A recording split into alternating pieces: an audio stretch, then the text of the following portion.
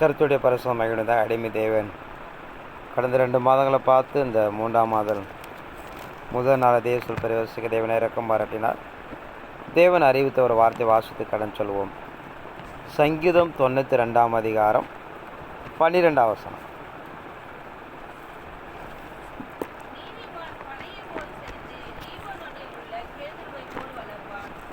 தெய்வத்து நாமத்தமை விடுதாக இது சங்கீதக்காரன் நமக்கு அறிவிக்கிற பிரகாரம் தேவனை ஏற்று கடந்து போகிற பரிசுத்தவான்களை நீதிமான் பனையை போல செழித்து லீபனுள்ள கேதுரை போல வளருவார். கர்த்தருடைய ஆலயத்தில் நாட்டப்பட்டவர்கள் எங்கள் தேவனுடைய பிரகாரங்களை செழித்திருப்பார்கள் என்று சொல்லுகிறது. நாட்களில் நாம் தேவனை தேடி கடந்து போகிற நம்ம எல்லாம் இறைமாருக்கு நடைமுறைப்படுத்துகிற பிரகாரம் நம்மளை நீதிமான்கள் என்று சொல்லுகிறது.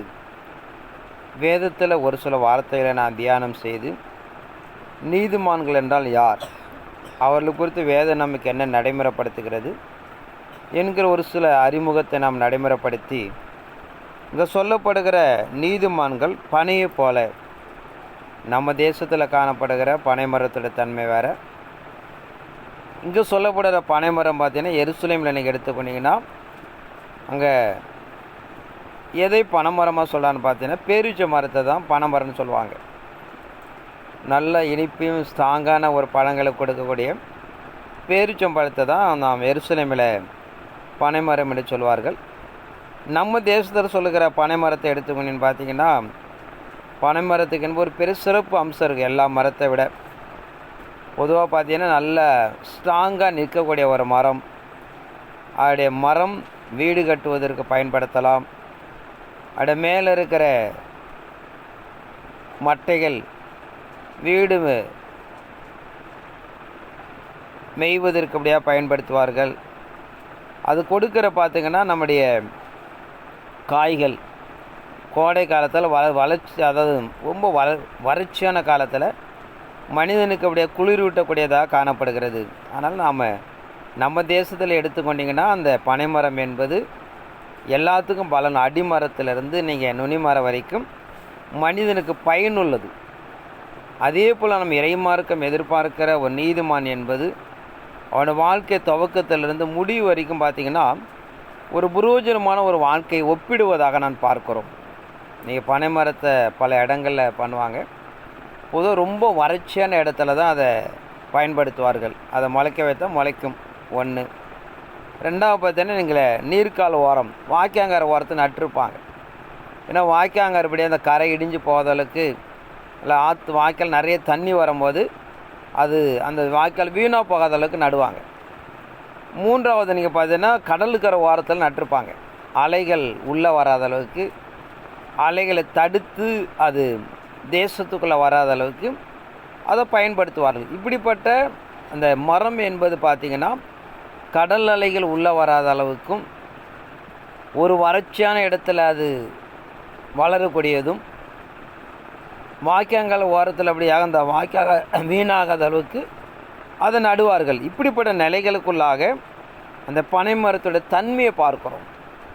அதுக்கு நம்ம எதற்கு ஒப்பிடுறான்னு பார்த்தா ஒரு நீதிமான் என்று சொன்னால் வாழ்க்கையில் உண்டாகிற எவ்வளோ பெரிய போராட்டம் இருந்தாலும் எதிர்த்து நிற்கணும். வாழ்க்கையில் எவ்வளோ பெரிய அதாவது வறட்சி பற்றாக்குறை இருந்தாலும் நாம் நிற்க கற்றுக்கொள்ளப்பட வேண்டும், அதில் வாழணும். அதே போல் ஒரு நீர்க்கால் ஓரமாக அந்த நீர்க்கால் வீணாகாத அளவுக்கு அதை பாதுகாத்து கொள்ளப்பட வேண்டும். இப்படிப்பட்ட நிலைகளுக்குள்ளாக தேவனுடைய பிள்ளைகள் ஒரு நீதிமான் என்று சொன்னால் இப்படிப்பட்ட நிலைகள் எப்படியாக பூமிக்குள்ளாக நிற்கப்பட வேண்டும். முதலாவது. அடுத்தபடியாக நீங்கள் பார்த்தீங்கன்னா அது மற்றவர்களுக்கு பயன் தருவது போல ஒரு மனிதனுக்கு இப்படியாக தன்னை அழித்து ஒரு வாழ்வாதாரத்தை உருவாக்கப்பட வேண்டும். 2வது பார்த்தீங்கன்னா ஒரு மனிதனுடைய வாழ்வதற்கு கூரை நெய்வதற்கு அந்த மட்டைகளை பயன்படுத்துவார்கள். ரொம்ப வறட்சியான கோடை காலத்தில் தன்னுடைய பலனை கொடுக்கும். பூமியில் எங்குமே நன்மை செய்ய முடியாமல் இருக்கிற காலகட்டத்துக்குள்ளாக உதவி யாரும் செய்யாத காலத்தில் பார்த்திங்கன்னா நீதிமான்கள் அப்படியாக மனுக்குலத்துக்கு உதவ நாம் கற்றுக்கொள்ளப்பட வேண்டும். இப்படிப்பட்ட அடிப்படைக்குள்ளாக தான் இறைமார்க்கப்படியாக நாம் பனைமரத்துக்கு ஒப்பிட்டு ஒரு நீதிமானை ஒப்பிடுகிறார். நீதிமான் பனையை போல செழித்து லீபனோனில் கேதுரை போல வளருவான். அதனால் நாட்களில் நாம் தேவனை ஏற்றுக்கொண்டு பின்பற்றி கடந்து போகிறேன். என்னோடய வாழ்க்கை இப்படிப்பட்ட ஒரு வறட்சியான காலத்தில் வளர வேண்டும். வறட்சியான காலத்து மற்றவருக்கு உதவி செய்யப்பட வேண்டும்.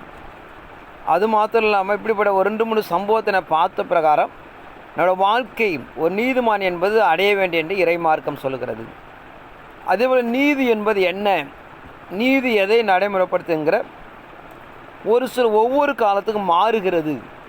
நாம் நியாயப்பிரமாண காலத்தில், மனசாட்சி காலத்தில் பார்த்தீங்கன்னா அது எப்படி நீதி வடிவமைப்பது என்பது நம்ம முதலாவது மனசாட்சி காலத்தை நான் பார்ப்போம். ஆதியாகமம் 15ஆம் அதிகாரம் 1 - 6 வரைக்கும் வாசிப்போம்.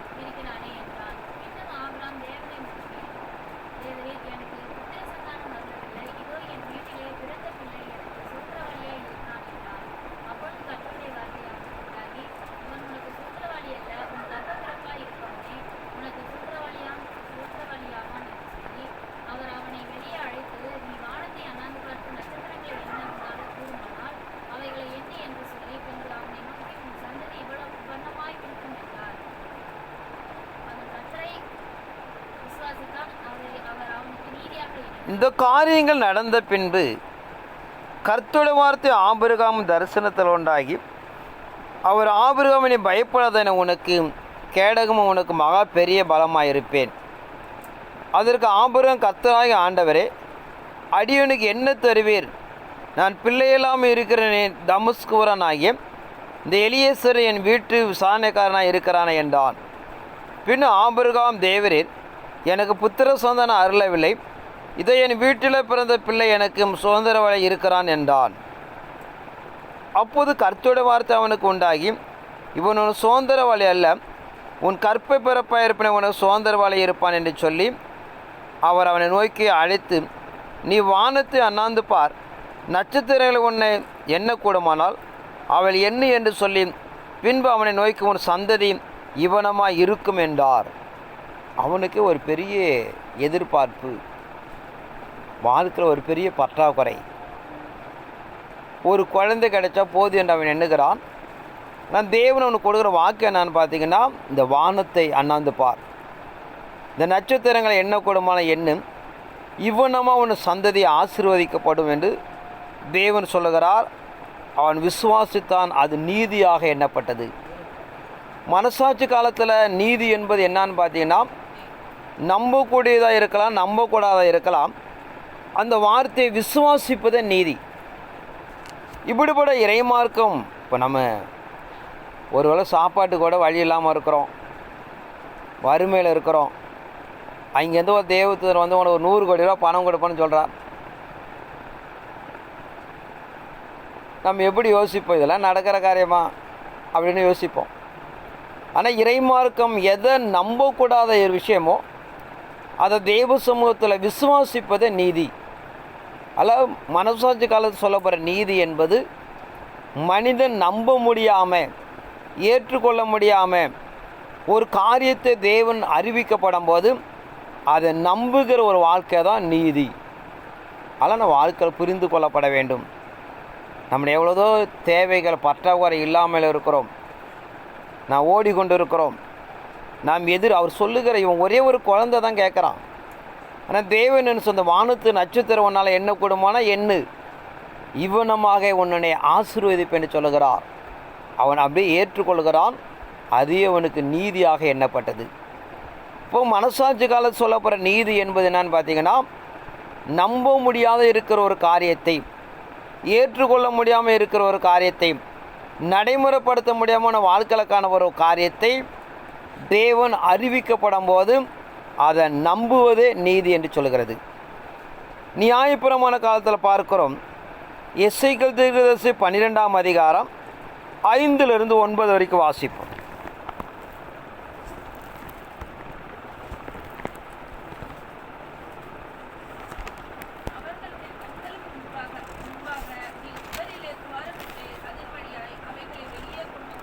எசேக்கியேல் 18ஆம் அதிகாரம் 5 இருந்து.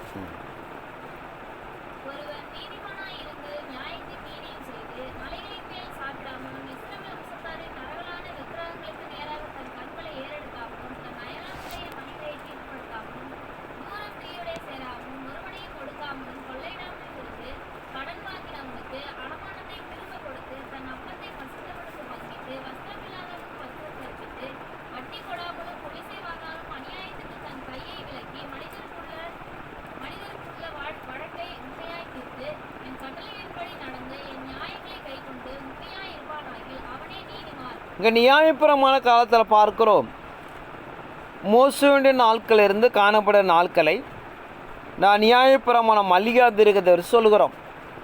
இப்படிப்பட்ட நியாயப்பிரமாண காலத்தில் ஒரு நீதிமானாக இருந்து நியாயத்தின் நீதியையும் செய்து மலைகள் மேல் சாப்பிடாமலும் இஸ்ரவேல் வம்சத்தார் நகரங்கள விக்கிரங்களுக்கு நேராக தன் கண்களை ஏறெடுக்காமலும் தன் அயலானுடைய மனையை தீட்டுப்படுத்தாமலும் தூரஸ்தரோடு சேராமலும் ஒருவனையும் ஒடுக்காமலும் கொள்ளையிடாமல் இருந்தும் கடன் வாங்கினவனுக்கு அடமானத்தை திருப்ப கொடுத்தும் தன் அப்பத்தை பசுத்தவனுக்கு பங்கிட்டும் வஸ்திரமில்லாதவனுக்கு வஸ்திரம் தரிப்பித்தும் வட்டிக்கு கொடாமலும் பொலிசை வாங்காமலும் அநியாயத்தை தன் கையை நீட்டி மனிதருக்குள்ள வாழ்க்கை உண்மையாய் தீர்த்தும் என் கட்டளின்படி நடந்தும் என் நியாயங்களை கை கொண்டும் உண்மையாக இருப்பானாகில் அவனே நீதிமான்.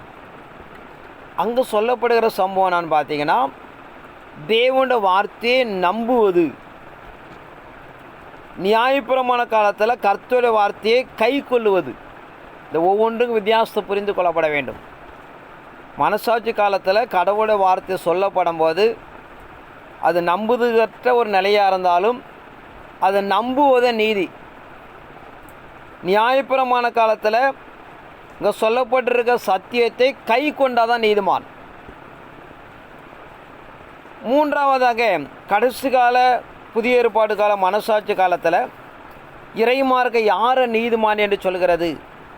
மத்திய சுவிசேஷம் 5ஆம் அதிகாரம் 20லேருந்து 22 வரைக்கும் வாசிப்போம்.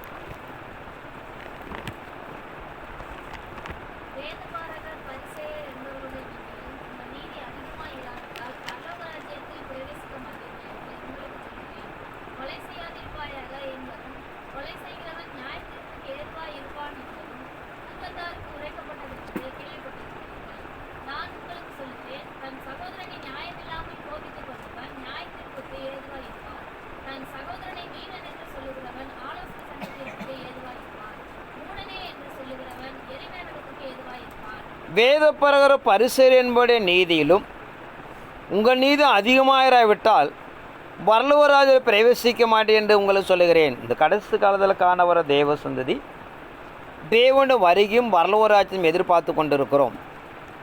இப்படி எதிர்பார்த்து கொண்டிருக்கிற நம்முடைய நீதியை சொல்லுகிறார். வேதப்பிரகார பரிசேயர் என்ப நீதியிலும் உங்கள் நீதி அதிகமாயிராவிட்டால் பரலோகம் பிரவேசிக்க முடியாது. கொலை செய்யாதிருப்பாயாக என்பதும் கொலை செய்கிற நியாயத்தீர்ப்பு ஏதுவாக இருப்பது என்பதும் பூர்வத்தாருக்கு உரைக்கப்பட்டது. நான் உங்களுக்கு சொல்லுகிறேன், தன் சகோதரன் நியாயமில்லாமல் கோபித்து கொள்ளுவன் நியாயத்தீர்ப்பு ஏதுவாக இருக்கிறான். ஒரு காரணம் காரியம் இல்லாமல் ஒரு மனிதனை கோபித்து கொள்ளுகிறவன் பகைக்கிறவன் அவன் தண்டனை அடைய வேண்டும். நியாயப்பிரமாண காலத்தில் கண்ணுக்கு கண் பல்லுக்கு பல். ஒரு அடித்தா திருப்பி அடிக்கலாம், ஒரு கொலை செய்தால் திருப்பி கொலை செய்யலாம். ஆனால் கடைசி காலத்தில் பூர்வ காலத்தில் நமக்கு நடைமுறைப்படுத்துகிற பிரகாரம் பூர்வ காலத்தில் காணப்படுறது கிடையாது. மனவாட்டி அல்லது கிருபையின் காலத்தில் நடைமுறைப்படுத்துகிற பிரகாரம் நியாயமில்லாமல் ஒரு மனிதனை பண்ணக்கூடாது, கோவிச்சு கொள்ளக்கூடாது. அப்படி நியாயமில்லாமல் ஒரு மனிதனை கோவிச்சுக்கிட்டிங்கன்னா நாம் குற்றவாளி. இப்படிப்பட்டதை இறைமாருக்கு நடைமுறைப்படுத்துகிற பிரகாரம் கடைசி காலம் சத்தியத்தைபடியாக நாம் சரீரத்தில் வணிந்து கொள்ளப்பட வேண்டும். ஒன்று விசுவாசிக்கிறோம், ஒன்று கை கொள்ளுகிறோம். இங்கே சத்தியமான மனிதனாக மாறிடணும். நீயே சத்தியவானாக மாறினாதான் நாம் நீதிமான் என்று சொல்கிறது. ஆனால் இறைமாருக்கு நமக்கு நடைமுறைப்படுத்துகிற இந்த சத்தியெல்லாம் பார்த்தீங்கன்னா உலகத்தில் எத்தனை பேர் நிற்பான்லாம் சொல்ல முடியாது.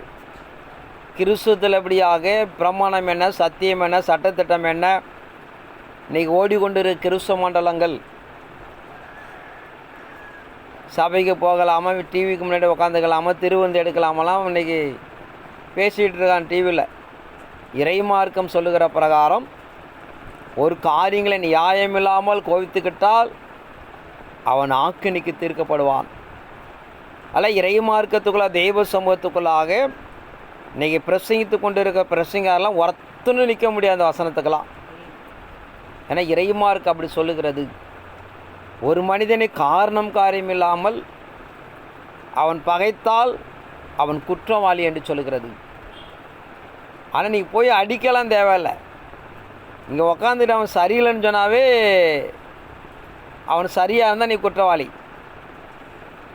ஒருவனை பார்த்து அப்படியே திருட்டான்னு சொல்கிறத விட அந்த வார்த்தைக்கு அவன் மாறாக இருந்தால் நீ குற்றவாளி.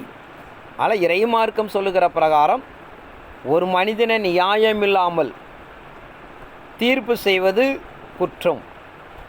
அதில் இறைமார்க்கத்துக்குள்ளாக நீங்கள் சாதாரணமாக நம்ம பேசிட்டு போயிடும். ஒவ்வொரு விஷயங்களும் இறைமார்க்கம் நம்ம நடைமுறைப்படுத்துகிற பிரகாரம் நியாயமில்லாமல் ஒருவனை பகைப்பது குற்றம் என்று சொல்லுகிறது. அதில் நம்ம ஒரு அறிமுகமாக இறைமார்க்கம் நடைமுறைப்படுத்துகிற பிரகாரம் மனசாட்சி காலத்துக்குள்ளாக தேவனுடைய வார்த்தை விசுவாசிக்கப்பட வேண்டும். நியாயபரமான காலத்தில் சத்தியத்தை கை கொள்ளப்பட வேண்டும். கிருபையின் காலத்தில் நியாயமில்லாமல் ஒரு வார்த்தையை நீங்கள் கையாண்டால் குற்றவாளி. அதெல்லாம் நம்ம சிந்தனைகள், வாயின் வார்த்தைகள், ஒரு மனிதனை குறித்து நிதானிக்கிறதெல்லாம் ரொம்ப ஜாக்கிரதையாக இருக்கணும். எதுவே தெரியாமல் ஒரு மனிதனை பார்த்து நாம் குற்றவாளின்னு தீர்த்துட்டு போயிடுவோம். அப்படிப்பட்ட அதில் நமக்கு நியாயம் இல்லை, நீ சொல்லுகிற வார்த்தை தவறு என்று சொன்னால் நாம் தண்டிக்கப்பட வேண்டியது சொல்லுகிறது. ஏன்னா இறைமார்க்கு ரொம்ப கூர்மையாக வடிவமைக்கிறார். ஒரே ஒரு வார்த்தையோட வாசிப்போம். திடீர்னு தேவன் நினைவூட்டுகிறார். வெளிப்படுத்தின விசேஷம் 14ஆம் அதிகாரம் 3லிருந்து வாசிப்போம்.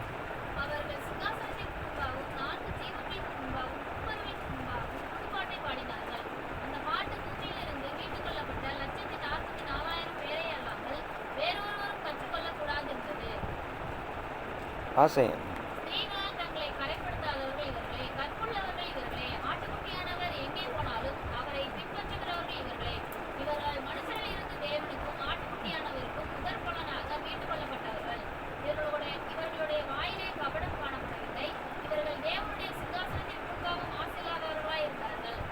ஆயிரம் வருஷம் ஆட்சி காலத்துக்குள்ளாக அருமிரட்சர இயேசு கிறிஸ்து பிதாய தேவன் கடந்து போகப்படும் போது அவருக்கு முன்னணியாக ஒரு 1,40,000 பேர் மீட்டுக் கொள்ளப்படுகிறார்கள். அவர்களுக்கு கொடுத்து சாட்சி கொடுக்கிறார். ஸ்திரீகளால் தங்களை கரைப்படுத்தாத இவர்களே, கற்புள்ளவர் இவர்களே, ஆட்டுக்குட்டியான எங்கே போனாலும் அவரை பின்பற்றிய இவர்களே, இவருக்கு மனுஷிடத்திலும் தேவனுக்கும் ஆட்டுக்குட்டியானுக்கும் ஒரு முதல் பலனாக மீட்டுக் கொள்ளப்பட்டார்கள். இவருடைய வாயில கபடம் காணப்படவில்லை. இவர் தேவனுடைய சிங்காசனமாக மாசில்லாத நிற்கிறார்கள். இந்த மீட்டுக்கொள்ளப்படுகிற 1,40,000 பேரை அவர்களை கொடுத்து வடிவமைக்கிறார்கள். அவருடைய வாயில கபடம் காணப்படாது. அவர்கள் மாசில்லாதவர்கள், ஒரு குறையும் காணப்படாமல் தான் வாயில கூட கபடமில்லாமல் பேசக்கூடியவர்களாக தேவனுக்கு முன்பாக முதல் பலனாக மீட்டுக்கொள்கிறார்கள். அதில் இறைமார்க்கு நடைமுறைப்படுத்துகிற கடைசி கால மீட்பை கொடுத்து நம்ம நிறைய சொல்லிகிட்டு இருக்கோம்.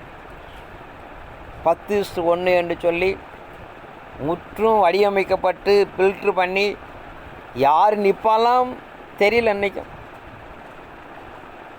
எவ்வளோ உபதேசங்களை சட்டத்திட்டங்களை பேசினாலும் கேட்டாலும் நாம் இன்னும் பழுதுள்ளவர்கள் தான் நின்று கொண்டிருக்கிறோம்.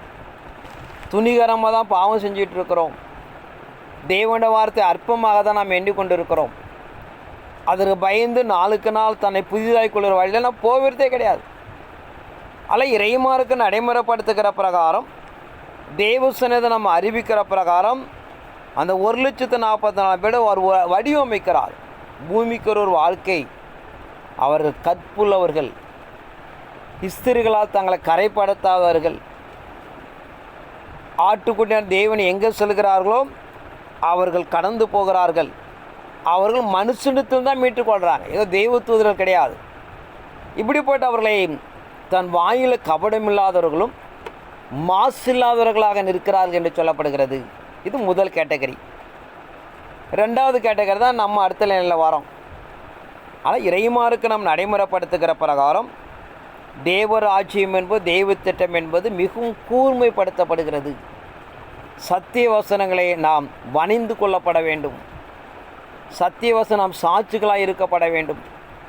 உள்ளங்காலேருந்து உச்சந்தலை வரைக்கும் சத்தியமாகவே நாம் வாழணும். இப்படிப்பட்ட நிலைகளை மையப்படுத்திக் கொள்வதனாலே, தேவன் சொன்னதை செய்ய அவர் எதிர்பார்த்து கொண்டிருப்பதனாலே, இப்படிப்பட்ட ஒரு வாழ்க்கை தான் கடைசி காலத்தில் அப்படியாக ஒரு நீதிமானுடைய அழகு என்று சொல்கிறது. ஸோ நீதிமான ஒரு சில நிலைகளை நாம் தியானம் செய்து கடன் சொல்வோம். நீதிமொழி 3ஆம் அதிகாரம் 32ஆம் வசனத்தை வாசிப்போம்.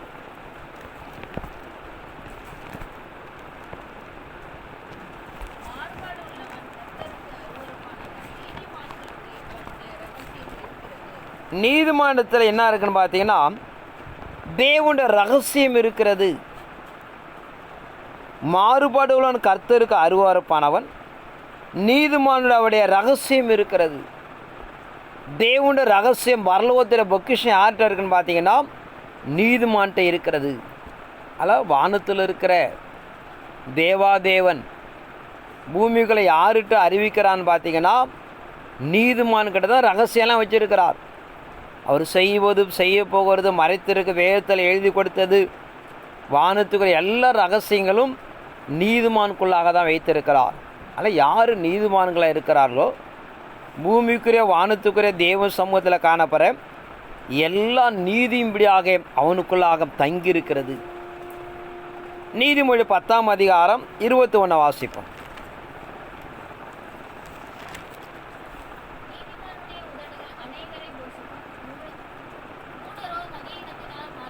நீதிமானுடைய உதடுகள் அநேகரை போஷிக்கும், மூடோரம் அதீனத்தினாலே மாளுவார்கள். நீதிமான் என்பது அவன் வார்த்தை இப்படியாக அநேகரை போஷிக்கக்கூடியது. அவன் வாயிலிருந்து புறப்படுற ஒவ்வொரு வார்த்தையும்படியாக மனிதனுக்கு பயனுள்ளதாக இருக்கும். ஒருபோதும் அவன் எழுதுவதற்கோ, அவன் வீழ்ச்சி அடைவதற்கோ, அவன் துன்பப்படுத்துவதற்கோ காரணமாக இருக்காது. ஒரு நீதிமானுடைய வார்த்தை பார்த்தீங்கன்னா மனுஷர்களுடைய பொக்கிஷம் என்று சொல்கிறார். இப்படிப்பட்ட நிலைகளை நாம் காத்து கொள்ளுகிற ஒரு மனிதன்தான் நாம் நீதிமான். அதனால் நம்ம வார்த்தைகளை ரொம்ப ஜாக்கிரதையாக பயன்படுத்தி தேவனை எதிர்பார்க்கும் நிலைகளுக்கு நாம் நீதிமான்களை தன்னை அலங்கரித்து கொள்ளப்பட வேண்டும். எடுத்தும் கவுத்தும் என்று பேசி நாம் நீதி என்ன பண்ணக்கூடாது, இழந்து விடக்கூடாது என்பதை நாம் அறிந்து கொள்ளப்பட வேண்டும். நீதிமொழி 11ஆம் அதிகாரம் 10ஆம் வசனத்தை வாசிப்போம்.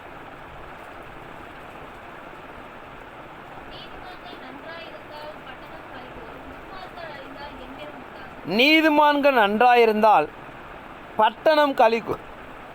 இறைமாருக்கு நாம் சொல்லுகிற பிரகாரம் சாதாரண பழைய ஏற்பாடு காலத்தில் சொல்லுகிறார். சோதோமுக்கு பட்டணத்தை கர்த்தர் அழிக்கப்படும் போது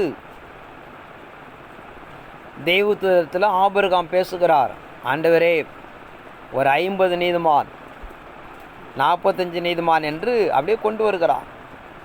ஒரே ஒரு நீதிமான் அப்படி கொண்டு போகிறார். ஒரு நீதிமான் இருந்தாலும் நான் இந்த பட்டணத்தை காப்பாற்றுவேன் என்று சொல்கிறார். ஆனால் இறைமார்க்கம் என்பது நீதிமான்கள் இருந்தால் அந்த பட்டணங்கள் களி கூறும், அந்த பட்டணங்கள் ஆசீர்வதிக்கப்படும், அந்த பட்டணங்கள் தப்பி வைக்கப்படும். அதில் இறைமாருக்கு நாம் நடைமுறைப்படுத்துகிறப்ப நீங்கள் தேசத்தில் ஒரு பட்டணங்களில் ஒரு குடும்பங்களில் நீங்கள் நீதிமான்களை இருந்தால் உங்கள் மித்த காப்பாற்றுகிறார். அதில் இறைமாருக்கு நாம் வலியுறுத்த பண்ணீங்க. சோதோமுக்கு பட்டது அழிக்கப்படும் போது லோத்து குடும்பத்தை காப்பாற்ற காரணம் பார்த்தீங்கன்னா ஆபிரகாம் அவனை நம்பி அவன் வந்ததுனாலே. அங்கே லோத்து குடும்பம்லாம் நீதிலாம் கிடையாது ஒன்றும். ஆபிரகாம் கடந்து போகிறார் என்று தேவனால் அழைக்கப்பட்ட ஒரு மனிதன் என்று அவனை பின்பற்றி வந்ததினாலே அந்த பட்டணங்கள் அக்கிரமும் பாவம் இருந்தாலும் ஆபிரகாமை நம்பி வந்ததுனால என்ன பண்ணார், தேவன் இப்படியாக அந்த குடும்பத்தை காப்பாற்றுகிறார் என்று பார்க்கிறோம். லோத்து அவன மனைவன் பிள்ளைகளாக அவன் நீதிமான்களை கிடையாது. என பின்பு அவங்கள வாழ்க்கையில் பார்க்கிறோம். லோத்தோட மனை திரும்பி பார்த்து உப்பு தூண் ஆகிறாள். தான் 2 பிள்ளைகளும் அகோரமாக நடந்து கொள்ளுகிறார்கள் என்று பார்க்கிறோம். ஆனால் அந்த குடும்பம் நீதிமான் கிடையாது. ஆபிரகாமை நம்பி வந்ததினாலே அங்கே காப்பாற்றுகிறார் என்று பார்க்கிறோம். நோவா நீதிமானாக இருந்தார். அவர் நீதிமானாக இருந்தாலும் தன் பிள்ளைகளை காப்பாற்றுகிறார். இப்படிப்பட்ட நிலைகளுக்குள்ளாக கடந்த மனசாட்சி காலத்தின் நியாயப்பிரமாண காலத்தில் ஒரு நீதிமான மித்தபடியாக அந்த பட்டணங்கள் காப்பாற்றப்பட்டதாக நான் பார்க்கிறோம். ஆனால் நம் கடைசி காலத்தில் காணப்படுவதனாலே இறைமார்க்கம் எதிர்பார்க்கிற நீதியுடைய மகத்துவங்களை அறிந்து கொள்ளப்பட வேண்டும். நீதியுடைய வல்லமையை நாம் புரிந்து கொள்ளப்பட வேண்டும். நீதிக்கு தேவன் எவ்வளவு இடம் கொடுத்தார், எவ்வளவு அர்ப்பணித்தார், எவ்வளவு நிலைப்படுத்தினெல்லாம் நீங்கள் பாதுகாத்து கொள்ளப்பட வேண்டும். நீதிமொழி 13ஆம் அதிகாரம் 5ஆம் வசனத்தை வாசிப்போம்.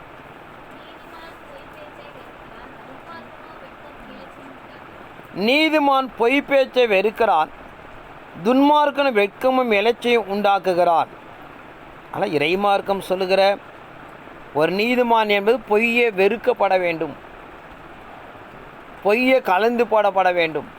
ஆனால் இறைமார்க்க நடைமுறைப்படுத்துகிற தெய்வ சமூகத்துக்குள்ளாக நீதிமான் மத்தியபடியாக பொய் இருக்கக்கூடாது. பொய்யை முற்றும் கலைந்தபடியாக அவன் நீதியை நடைமுறைப்படுத்தப்பட வேண்டும் என்று சொல்லப்படுவதாக பார்க்கிறோம். அதனால் தெய்வ சமூகத்தில் இறைமார்க்கத்துக்குள்ளாக வேதம் எதிர்பார்க்கிற ஒரு நீதிமான் என்பது அவன் பொய்யை முற்றும் களையெடுக்கப்பட வேண்டும். பொய் பேசுவது ஒருபோது என்ன பண்ணக்கூடாது, அவன் விரும்பக்கூடாது. எரேமியா தீர்க்கதரிசி 17ஆம் அதிகாரம் 7-8 வாசிப்போம்.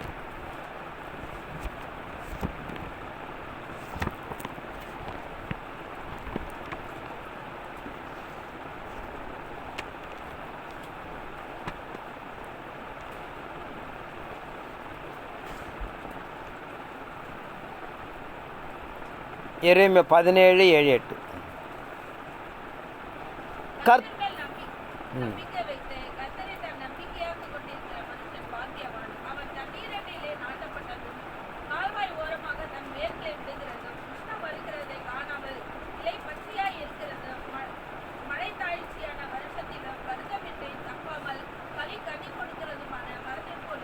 கர்த்தர் மேல் நம்பிக்கை வைத்து கர்த்தரத்தை நம்பிக்கை கொண்டிருக்கிற மனுஷன் பாக்கியவான். அவன் தண்ணீரண்டிலே நாட்டப்பட்டதும் கால ஓரமாக தன் வேர்களை விடுகிறதும் உஷ்ணம் வருகிறதையும் காணாமல் இலை பச்சையாக இருக்கிறதும் மழை தாழ்ச்சியான வருஷத்திலும் வருத்தமின்றி தப்பாமல் கனி கொடுக்கிற மரத்தை போல் இருப்பான். ஒரு நீதிமான் என்பது அவன் கர்த்தரை சார்ந்திருக்கிறான். அது மழை காலங்களாக இருந்தாலும் சரி, வெயில் காலங்களாக இருந்தாலும் சரி, அது ஒருபோதும் தாழ்ச்சி அடைவதல்ல. அது எப்போதும் செழுமை தரக்கூடியது என்று சொல்லப்படுவதாக பார்க்கிறோம். அதில் இறைமார்க்கம் நமக்கு வலியுறுத்துகிற பிரகாரம் ஒரு நீதிமான் இறைமார்க்கம் எதிர்பார்க்கிற தெய்வ சமூகத்துக்குள்ளாக அவன் வெயிலாகிலும் மணலாகிலும் அவன் தாழ்ச்சி அடையான் என்று சொல்லப்படுவதாக பார்க்கிறோம். ஆனால் நாம் இறைமார்க்கத்துக்குள்ளாக நீதிமான்கள் ஒருபோதும் அவன் தள்ளாடப்படுவதல்ல. அவனை நேர்த்திய தேவன் எல்லா நிலைகளுக்குபடியாக அவனை காப்பாற்றுகிறார் என்று சொல்கிறது. சங்கீதம் 72ஆம் அதிகாரம் 7ஆம் வசனத்தை வாசிப்போம்.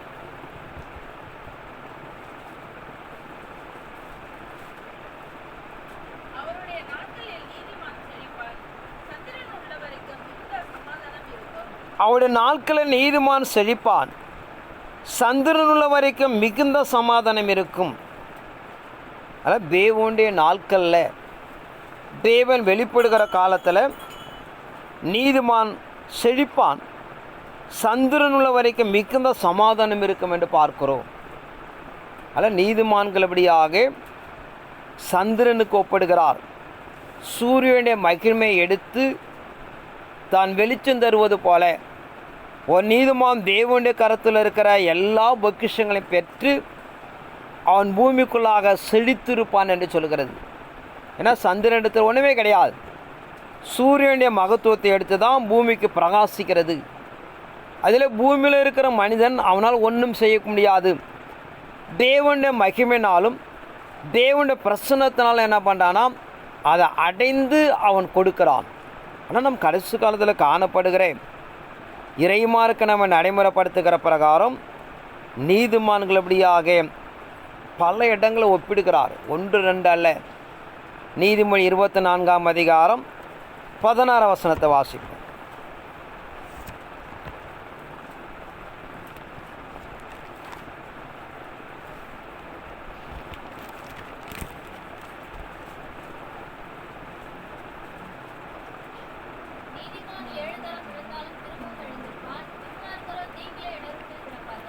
நீதிமான் 7 முறை விழுந்தாலும் திரும்பவும் எழுந்திருப்பான், துன்மார்க்கரோ தீங்கிலே இடருண்டு கிடப்பார்கள். இங்கே நீதிமான் என்கிற சொல்லுகிற 7 முறை விழுந்தாலும், வீழ்ச்சி என்பது ஏதோ பாவம் கிடையாது. இன்றைக்கி தப்பாக பிரச்சாரம் பண்ணிகிட்டு இருக்க நம்ம ஆளலாம். அதாவது நீதிமானுக்கு அநேக துன்பங்கள் உண்டு சொல்லுகிறது. இப்படிப்பட்ட அநேக துன்பங்களை ஒப்பிடுகிறார். ஒரு நீதிமான்களுக்கு பூமியில் சாத்தானாலும் துன்மார்க்கனாலும் இடர்கள் வருகிறது.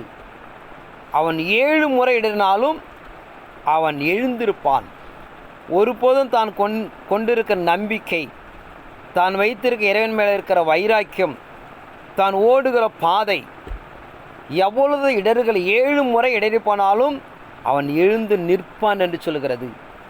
ஒரு சின்ன உபத்திரம் இருந்தவொடனே நம்ம விட்டுட்டு ஓடிடுறோம், கடலை விட்டுட்டோம்.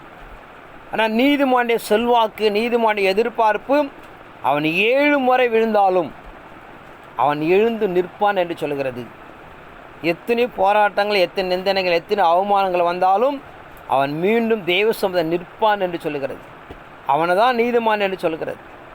ஆனால் இறைமாருக்கு நம்ம வலியுறுத்துகிற பிரகாரம் நம்ம வாழ்க்கையில் எவ்வளோ பெரிய போராட்டங்கள், நிந்தைகள், இல்லாமை, வறுமை, எவ்வளவு சூழ்நிலை வந்தாலும் அவன் எழுந்து தான் தெய்வ சமூகம் நிற்பான். நம்ம அழைத்தவர் நம்மளை நடத்தி கொடுப்பார். நம்மளை இந்த நாள் ஒரு பாதுகாத்த நாம கடைசி பறிந்து கொண்டு நிறுத்துவார். அவர் வாக்கு மாற மாட்டார் என்று சொல்லி அவன் எத்தனை வாழ்க்கையில் தோல்வி அடைந்தாலும் அவன் மீண்டும் அவன் நிற்பான் என்று சொல்கிறது. ஆனால் நீதிமான் என்பது நாம் எத்தனை உபாத்திகள் கடந்து வந்தாலும், எத்தனை போராட்டங்கள் வந்தாலும், எத்தனை சூழ்நிலை வந்தாலும் நாம் நிற்க கற்றுக்கொள்ளப்பட வேண்டும். நாம் அழைத்தவர், தெரிந்து கொள்ளப்பட்டவர், நாம் லெக்க அடைகிற வரைக்கும் அவர் நம்மை பின்பற்றி நாம் நிறைவேற்றி கொடுப்பார் என்பதை நாம் தெளிவடைந்து கொள்ளப்பட வேண்டும்.